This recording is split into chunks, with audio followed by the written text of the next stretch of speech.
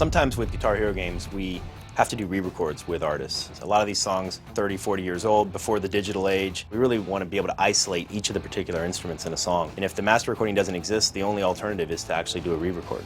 We are in Electric Lady Studios in New York City on 8th Street. Electric Lady Studios is Jimi Hendrix's studio, and I kind of feel him. You know, we've done recording here before, and it's a great place to be. Having the opportunity to do Cherry Bomb again is incredible. What makes it really amazing is that I'm here with Joan, and it's like time has stood still. It's incredible. We were really fortunate to be able to work with Joan and Sherry on the re-record for Cherry Bomb, and we're just fortunate to have it in the game because they're both legends. They were trendsetters and style makers at a really young age, you know, under 20 years old.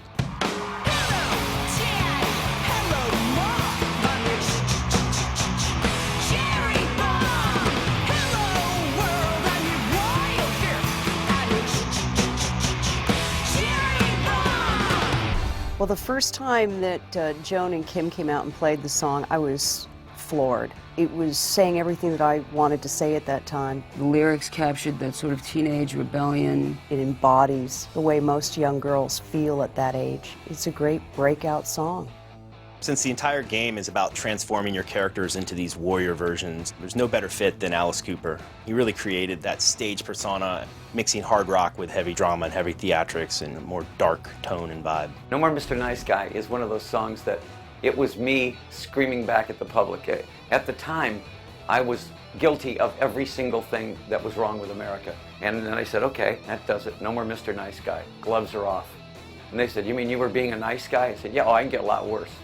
And it ended up being one of those songs that just everybody connected to. No more Mr. Nice Guy. No more Mr. Clean. No more Mr. Nice Guy. They say he's sick, he's obscene. Alice insisted on re-recording with his original producer, Bob Ezrin. Bob worked with Alice on many of his early albums, and they wanted to really recapture that sound that they had. They wanted it to sound as close to the original as possible.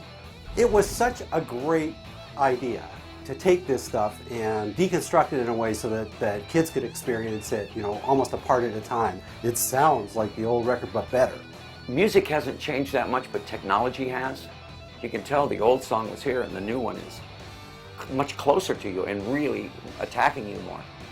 So CBGB's is the one authentic, real-world venue in Warriors of Rock. We've put more detail into that venue than any previous real-world venue that we've done in the Guitar Hero series. I think it's great that Cherry Bomb is featured in CB's. The Runaways played there. It was, I think, our first show in New York City in 1976. It was a sold-out show. I can remember people pretty much hanging off the rafters. It really was like a last little piece of rock and roll history. It was hot and sweaty and dirty, just like it should be, and it was perfect.